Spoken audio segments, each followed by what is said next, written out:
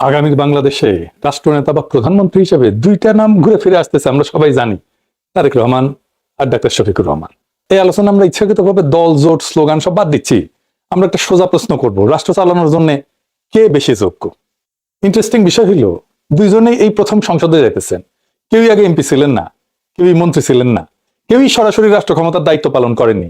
তাই এখানে কেউ বলতে পারবে না আমি আগেও রাষ্ট্র চালাইছি। এই জায়গা থেকেই অনেকে কইতে পারেন যে তারেক রহমান রাষ্ট্র কিভাবে চলে সেটা বেশি বোঝেন, কারণ কথিত আছে বিএনপি আমলে তিনি হাওয়া ভবন থেকে ছায়া সরকার চালাইতেন। ধরে নিলাম, কিন্তু এখানে প্রশ্ন, রাষ্ট্র কিভাবে বিকৃতভাবে চলে সেটা বোঝা আর রাষ্ট্র কিভাবে ন্যায্যভাবে চালানো উচিত সেটা বোঝা এক জিনিস না। রাষ্ট্র নেতৃত্ব আসলে কি এটা আগে একটু বুঝে দেখি। রাষ্ট্র চালানো মানে বক্তৃতা দেওয়া না, রাষ্ট্র চালানো মানে জনপ্রিয়তা ধরে রাখা না, রাষ্ট্র চালানো মানে দল চালানো না, কিন্তু রাষ্ট্র চালানো মানে ক্ষমতাকে নিয়ন্ত্রণে রাখা। আমি ক্ষমতায় যাইতেছি, কিন্তু ক্ষমতাকে আমার নিয়ন্ত্রণে রাখতে হবে। এই জায়গা থেকে আমি একটা ফ্রেম দিচ্ছি যাতে আপনি নিজেই বিচার করতে পারবেন কে রাষ্ট্রনেতা হওয়ার যোগ্য এবং রাষ্ট্রনেতা হইতে হলে কি কি যোগ্যতা লাগে। রাষ্ট্রনেতা হওয়ার জন্য লাগে দুই ধরনের সক্ষমতা। কি কি? এক নম্বর হইতেছে কোর ক্যাপাসিটি বা কোর সক্ষমতা, ভিত্তিগত সক্ষমতা। আর দুই নম্বর হচ্ছে এক্সটেন্ডেড ক্যাপাসিটি বা বর্ধিত সক্ষমতা। ভিত্তিগত সক্ষমতা যেটা কোর, সেটা ছাড়া রাষ্ট্র চলে না। যেমন প্রথমত একটা নৈতিক দৃষ্টিভঙ্গি লাগে রাষ্ট্রনেতা। নৈতিকতা মানে নেতা ব্যক্তিগতভাবে ভালো মানুষ সেটা না, কিন্তু নৈতিকতা মানে কোন সিদ্ধান্তে কে ক্ষতিগ্রস্ত হচ্ছে, কে লাভবান হচ্ছে, আর সেই ক্ষতির দায় কে নিচ্ছে এটার বোঝাপড়া। নৈতিক দৃষ্টিভঙ্গি না থাকলে আইন তখন অস্ত্র হয়ে যায় হাসিনার মতো, প্রতিষ্ঠান দলীয় হয়ে যায় হাসিনার মতো, আর রাষ্ট্র মানুষের বিরুদ্ধে দাঁড়ায় ঠিক হাসিনার মতো। এই জায়গায় আমি একটা কথা স্পষ্ট করে বলি, আজ বিএনপি এবং বিএনপির বুদ্ধিজীবীদের প্রধান অভিযোগ হইতেছে প্রশাসনে জামাত ঢুকে গেছে। কিন্তু প্রশ্ন হইলো প্রশাসনে কে কোন দলে সেটা আমরা জানবো কিভাবে? আমি তো যেদিকে তাকাই সেদিকে দেখি খালি বিএনপি আর বিএনপি আর BNP, judiciary BNP, attorney general বিএনপির, উপদেষ্টাদের বেশিরভাগ বিএনপি সুপারিশে, আমাদের ষষ্ঠ উপদেষ্টা বিএনপি সুপারিশে, আমাদের অর্থ উপদেষ্টা বিএনপি সুপারিশে, আসিফ নজরুল বিএনপি মনা, নির্বাচন কমিশন বিএনপি যা বলে তাই শোনে, তাও শান্তি নাই। কারণ আসলে তারা চায় পুরো রাষ্ট্রযন্ত্র দলীয় ভাবে দখল করতে। এই মানসিকতাটা নৈতিক ব্যর্থতা। দুই নম্বর কোর ক্যাপাসিটি হইতেছে রাজনৈতিক বৈধতা, মানে ভোটে জেতা মানে বৈধতা শুরু কিন্তু শেষ না। বৈধতা মানে মানুষ মনে করে এই নেতা শাসন করার অধিকার রাখে, হেজিমনি বলে, হেজিমনিক ক্যাপাসিটি। এই রাষ্ট্র ন্যায্য, এই প্রতিষ্ঠান বিশ্বাসযোগ্য।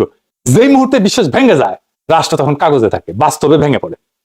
তিন নম্বর হইতেছে খুব ইম্পর্টেন্ট, এইটা কোর ক্যাপাসিটি, কিন্তু এটা রাষ্ট্র চালানোর ম্যানেজমেন্ট ক্যাপাসিটি। রাষ্ট্র শুধু আদর্শ দিয়ে চলে না, রাষ্ট্র চলে বাজেট, প্রতিষ্ঠান, মানুষ, সংকট এবং ব্যবস্থাপনার মাধ্যমে। লক্ষ কোটি টাকার বাজেট, লক্ষ লক্ষ কর্মী, শত শত প্রতিষ্ঠান। এই পৃথিবীর সবচেয়ে বড় সংগঠন হলো রাষ্ট্র। নৈতিকতার বৈধতা শেষ পর্যন্ত বাস্তবায়নে এসে পরীক্ষা হয়। এই তিনটা হইল ভিত্তি। একটাও যদি না থাকে তাহলে রাষ্ট্র চলবে না। আর এক্সটেন্ডেড ক্যাপাসিটি কি কি? আধুনিক রাষ্ট্র এক্সটেন্ডেড ক্যাপাসিটি ছাড়া অকেজো। এইখানে এক নম্বর হইতেছে প্রতিষ্ঠান গঠনের ক্ষমতা। নৈতিক নেতা থাকলেই হবে না, প্রতিষ্ঠান না থাকলে নৈতিকতা ব্যক্তির সাথে মরে যায়। শক্ত রাষ্ট্র মানে ব্যক্তি নির্ভর না, নিয়ম নির্ভর রাষ্ট্র, প্রতিষ্ঠান নির্ভর রাষ্ট্র। যদি নেতা বদলায় দেয়, সব বদলায়, তাহলে রাষ্ট্র দুর্বল। দুই নম্বর হইতেছে দীর্ঘমেয়াদী দৃষ্টিভঙ্গি। রাজনীতি সাধারণত স্বল্প মেয়াদী, কিন্তু রাষ্ট্র চালানো দীর্ঘমেয়াদী। এখন অজনপ্রিয় হইলেও ভবিষ্যতে জরুরি এই সিদ্ধান্ত নেওয়ার ক্ষমতা থাকতে হয় রাষ্ট্রনেতাদের। রাষ্ট্র মানে শুধু বর্তমান ভোটার না, রাষ্ট্র মানে যে এখনো জন্মায়নি তার ভবিষ্যৎটাও আমাকে চিন্তা করতে হয়। রাষ্ট্র মানে ভবিষ্যৎ প্রজন্মের দায়িত্ব। এইটারে বলে জেনারেশনাল রেসপন্সিবিলিটি। রাষ্ট্রকে জেনারেশনাল রেসপন্সিবিলিটি নিতে হয়। যে প্রজন্ম এখনো জন্মায়নি, আমাদের সন্তানদের সন্তানদের কথা আমাদেরকে চিন্তা করতে হয়। তিন নম্বর সংকট সহনশীলতা এবং সিদ্ধান্ত নেওয়ার ক্ষমতা। সব রাষ্ট্র, সব মানুষ, সব প্রতিষ্ঠান সবসময় সংকটে পড়ে, অর্থনৈতিক, রাজনৈতিক, নিরাপত্তা, অনেক ধরনের সংকট। এই সংকটে আমি কিভাবে এটাকে সামলাবো, এইটা রাষ্ট্রনেতার একটা গুরুত্বপূর্ণ দায়িত্ব। চার নাম্বার সামাজিক সংবেদনশীলতা এবং ভাষাবোধ। রাষ্ট্র শুধু তো নীতি দিয়ে চলে না, রাষ্ট্র চলে ন্যারেটিভ দিয়ে, গল্প দিয়ে। কোন ভাষায় কথা বললে মানুষ অপমানিত হয়, কোন ভাষায় মর্যাদা পায়, এই বোধ না থাকলে নৈতিক সিদ্ধান্ত মানুষের বিরুদ্ধে যায়। পাঁচ নাম্বার গ্লোবাল যে জিও পলিটিক্স, এটার বোঝাপড়া, বৈশ্বিক ব্যবস্থার বোঝাপড়া। আজ কোনো রাষ্ট্র একা না, আন্তর্জাতিক অর্থনীতি, ভূ রাজনীতি, নির্ভরতা, এগুলো না বুঝলে রাষ্ট্র প্রতিক্রিয়াশীল হয়ে পড়ে। ছয় নাম্বার আত্মসংযম এবং ক্ষমতা ছাড়ার সক্ষমতা। এটা সবচেয়ে বিরল গুণ। নেতাকে জানতে হবে কখন থামতে হয়, কখন ক্ষমতা ছাড়তে হয়, কখন নিজের ক্ষমতাকে সীমাবদ্ধ করে ফেলতে হয়। এই গুণ না থাকলে সবশেষে স্বৈরতন্ত্র আসে। এইখানেই মুজিব এবং হাসিনা ফেল করছে, করে। এখন তুলনায় আসি তারেক রহমান প্রসঙ্গে। তারেক রহমান সেই রাষ্ট্রকে ভালো বোঝেন যে রাষ্ট্র হাসিনার ছিল, সেই একই দুর্নীতিগ্রস্ত পুরনো বন্দোবস্তের রাষ্ট্র। সেই জন্যই সে সংস্কার চায় না, সেজন্য বিএনপি আলাদা বিপ্লব শুনলে চমকায় ওঠে। সেই জন্য সে পুরনো কাঠামো অক্ষুণ্ণ রাখতে চায়। ওনার ম্যানেজমেন্ট স্কিল কেমন? উনি তো ম্যানেজমেন্ট পড়েন নাই। এখন কইতে পারেন ডাক্তার শফিকও তো ম্যানেজমেন্ট পড়েন নাই, আমি এই প্রসঙ্গে আসবো পরে।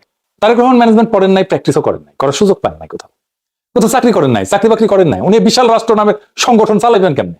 ওনার মার বাবা তো দেশের সেরা ব্রেনগুলোকে আশেপাশে রাখতেন, আর উনি তো চাকর বাকরদের রাখছেন আশেপাশে। তাই ফরিদপুরে সোয়াবিন চাষ পান, দিনাজপুরের আম এক্সপোর্ট করতে চান, নীলফামারীতে মেডিকেল কলেজ বানাইতে চান যেখানে মেডিকেল কলেজ আছে, কুমিল্লা ইপিজেড বানাইতে চান যেখানে ইপিজেড অলরেডি আছে, এবার কে সরকারি হাসপাতালে রোগীর ডায়ালিসিস করাইতে চান, কারণ এবার কে সারপ্লাস ক্যাপাসিটি আছে, উনি জীবনেও কোনোদিন খুঁজে দেখেন নাই বা জানেন না কেমনি খুঁজতে হবে সারপ্লাস ক্যাপাসিটি আদৌ আছে কিনা।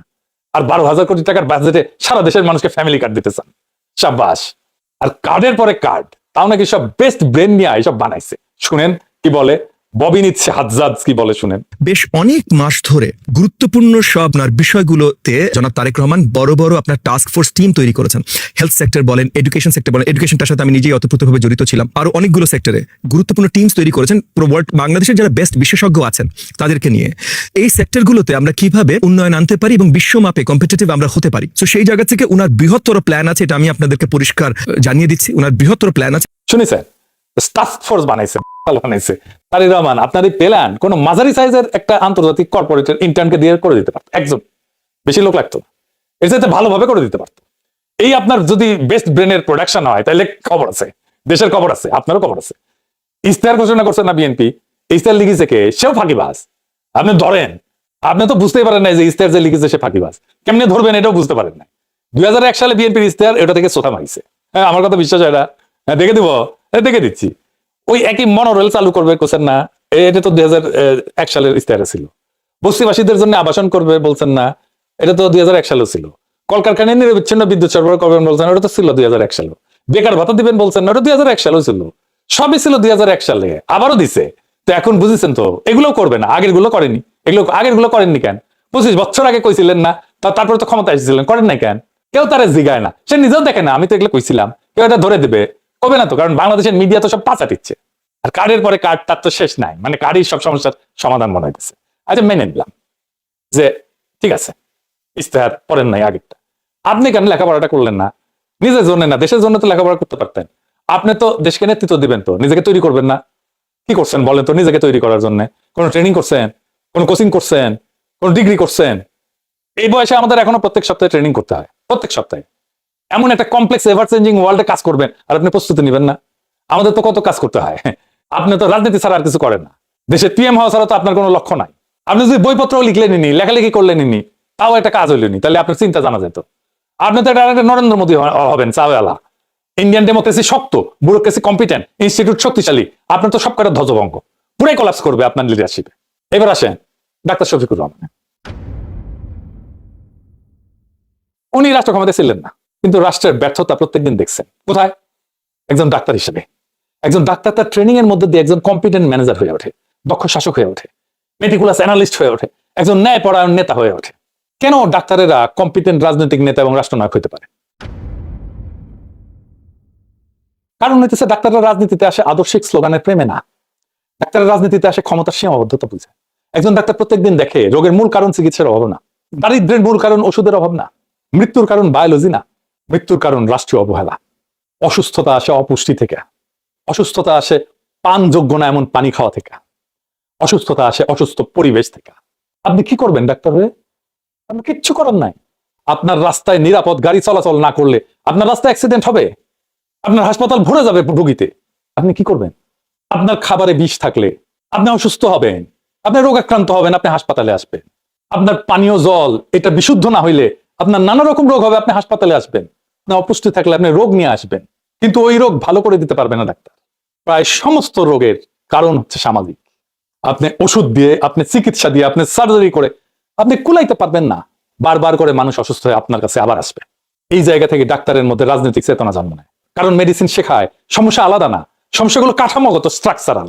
এই জন্য ডাক্তারেরা স্বাভাবিকভাবে সিস্টেম থিঙ্কার হয়ে ওঠে, কারণ তারা জানে একটা রোগ ঠিক করতে গেলে পুরো পরিবেশ ঠিক করতে হয়। এই কারণে তারা ওয়েলফেয়ার স্টেটের ধারণার দিকে ঝোঁকে। তারপরে ডাক্তারদের রাজনৈতিক গ্রহণযোগ্যতা তৈরি হওয়া খুব সহজ। ডাক্তার মানুষের জীবনের সবচেয়ে দুর্বল মুহূর্তের পাশে থাকে। মানুষ শিক্ষককে ভুলে যেতে পারে, কিন্তু যেই ডাক্তার তার সন্তানের জীবন বাঁচাইছে, তাকে বাঁচাইছে, তাকে সুস্থ করে তুলছে, তাকে ভুলতে পারে না। খোদা তাআলার পরে এই ডাক্তারদের হাতে থাকে জীবন মৃত্যুর ক্ষমতা, কিন্তু সেই ক্ষমতা তারা ব্যবহার করে নৈতিক সংযমের মধ্যে দিয়ে, এথিক্যাল বাউন্ডারির মধ্যে। ডাক্তারকে এথিক্যাল হতে হয় কেন? কারণ তাকে পাওয়ার এসিমেট্রির মধ্যে কাজ করতে হয়, অসম ক্ষমতার মধ্যে কাজ করতে হয়। রোগীর সবকিছু তো ডাক্তার জানে, সে অসহায়, সেখানে ডাক্তার পাওয়ারফুল। সে জানে কোথায় তার রোগী শক্তিহীন, ডাক্তার তো এমন পাওয়ার অ্যাসিমেট্রিতে কম ক্ষমতাবান রোগীর উপরে জুলুম করে না, সেটা বেনিফিট নেয় না। অনেকে নেয়, সেটা তো শয়তানি, ডাক্তারই না। এই কারণে ডাক্তারের রাজনৈতিক গ্রহণযোগ্যতা সে চিৎকার করে না, আসে নীরবে, বিশ্বাসের ভিতর দিয়ে। এই যে খালিদুজ্জামান, তারেক রহমানের প্রতিদ্বন্দ্বী, এত জনপ্রিয় কেন?